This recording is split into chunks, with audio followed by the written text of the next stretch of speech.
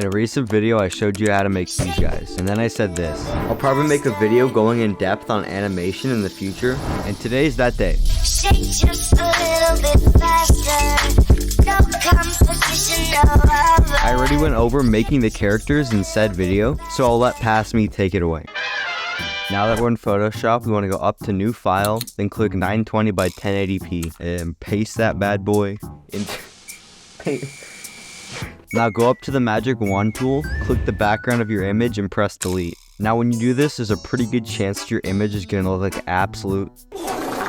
So you're going to have to cut it out manually. Click the pen tool and then start outlining your subject. You don't really have to worry about the head because you'll be covering it with your channel's logo. Now right click and press make selection. Once you've done that, click Ctrl-Shift-I to invert the selection and then click delete. Now drag and drop your channel logo onto the canvas. Go up to the ellipse tool, then hold shift and drag from the top corner to the bottom corner of your logo. You once again press Ctrl-Shift-I to invert your selection, but this time we have to rasterize layer.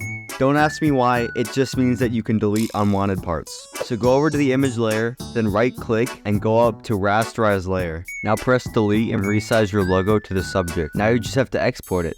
Man, I hope you know how to export it. Now if you don't want to make these yourself, I've put some templates in my Discord. Link in the description, by the way.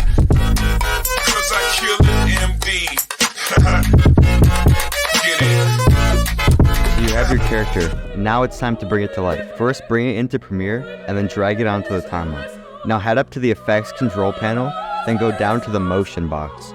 You'll see a few options, but the most important ones are Position, Scale, and Rotation. I would suggest playing around with them, but here's a general overview of what they all do. Position is where your object is. Scale is how big your object is. Uncheck this and whoa. Rotation spins your object. Now that you know that, let's make some keyframes. Click on the stopwatch icon and then now go forward a couple frames and change these values. It will automatically make new keyframes. Now once again, I recommend messing around with these, but the main premise is that thing here and then thing there. I tried to say hi to your pretty blue eye, but I'm not to your view. Yeah. My friends ask me why did I spend all my time conversating about you.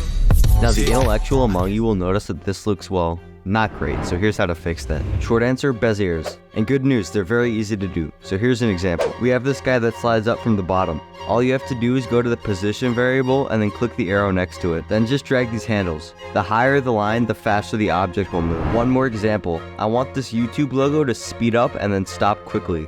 So I just drag this handle all the way to the right, and then it should look like this. Now that you have the basics, I encourage you to get out there and try it yourself. And also maybe like and subscribe.